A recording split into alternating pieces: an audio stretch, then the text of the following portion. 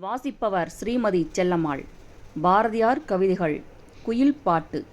இருளும் ஒளியும். நண்பரெல்லாம் சென்றுவிட்டார்.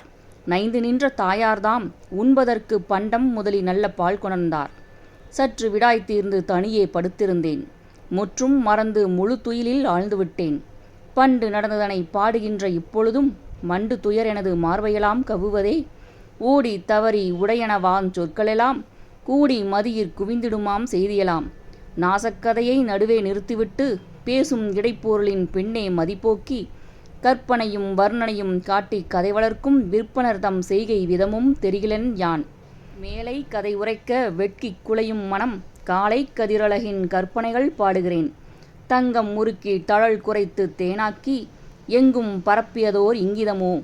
வான் வெளியை சோதி கவர்ந்து சுடர்மயமாம் விந்தையினை ஓதிப் புகழ்வார் ஊமையொன்று காண்பாரோ. குயில் பாட்டு தொடரும்.